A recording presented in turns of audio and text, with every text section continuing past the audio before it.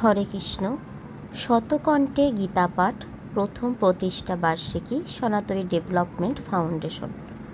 সনাতনী development foundation কর্তৃক এই 1 বছরে ছোট্ট সোনামণিদের প্রতিদিন শুক্রবারে বিকেলে গীতা পাঠের একটা ক্লাস হতো। ডেভেলপমেন্ট ফাউন্ডেশন কর্তৃক ধর্মজ্ঞান যাত্রার 1 বছর পূর্তি উপলক্ষে ছোট্ট সোনামণিদের নিয়ে একটি সুন্দর অনুষ্ঠানের আয়োজন করা হয়েছিল। আর এর মধ্যে বিশেষ যে অনুষ্ঠানটি ছিল সেটি হলো শতকণ্ঠে গীতা পাঠ। আর অনুষ্ঠানের প্রথমেই ছিল ডেভেলপমেন্ট ফাউন্ডেশন কর্তৃক তাদের জন্য একটা ছোট্ট উপহার, এই যে তাদের গায়ে দেয়া এই সুন্দর গেঞ্জিটা। সনাতনী ডেভেলপমেন্ট ফাউন্ডেশন একটি ধর্মীয় প্রতিষ্ঠান।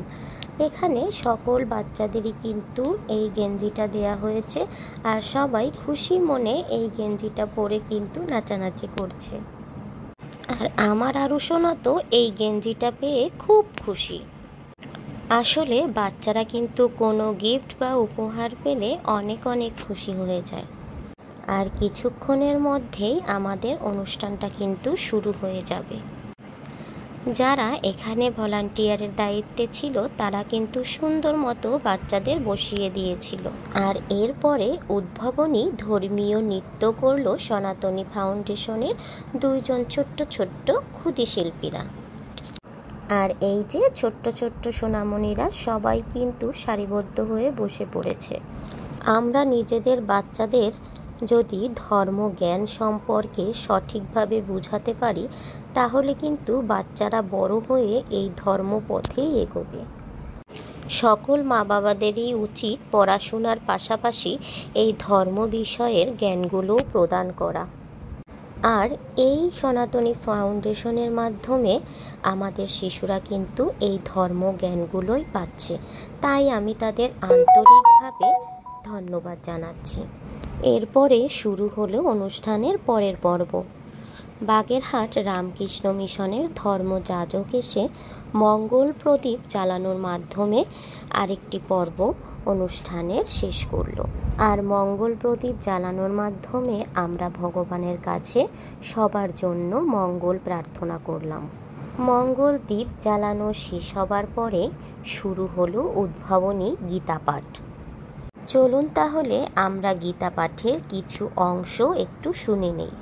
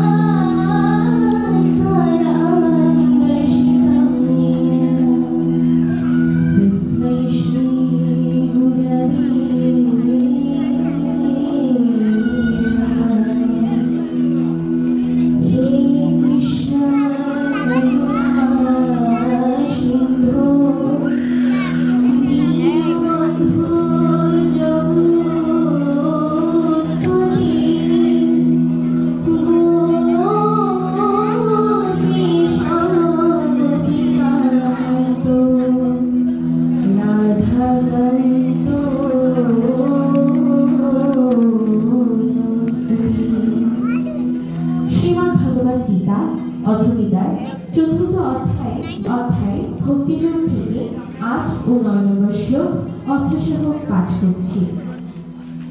শ্রী ভগবান বাচ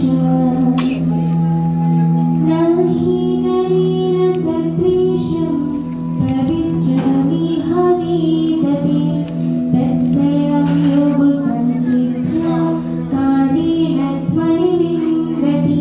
আর এই গীতা পাঠের পরেই বাচ্চাদের শতকণ্ঠে গীতা পাঠটি শেষ হলো। কিন্তু শতকণ্ঠে গীতা পাঠের যে মনোরম পরিবেশ ছিল তখন আসলে আমার ভিডিও করার প্রতি কোনো মনোযোগই ছিল না। শতকণ্ঠে গীতা পাঠ হয়ে যাবার পরে আমরা সবাই বেরিয়ে পড়লাম র্যালিতে। আর এই র্যালিতে কিন্তু অনুষ্ঠানে উপস্থিত সবাই ছিল। আর খুবই সুন্দর ও সুশৃঙ্খলভাবে এই র্যালিটি হয়েছিল।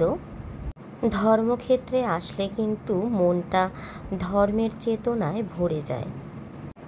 সবাই মিলিত হয়ে একসাথে যে আনন্দ অনুষ্ঠান, সেটা কিন্তু আসলেই মনকে প্রফুল্ল করে। আর রেলি অনুষ্ঠান শেষ হবার পরে আমরা আবার মন্দিরে ফিরে আসি। তারপরে মন্দিরে যারা ধর্মগুরু ছিলেন তারা কিছু ধর্মের আলোচনা করেন। ধর্ম নিয়ে কিছু আলোচনার পরে আমরা হরে কৃষ্ণ মহানাম করে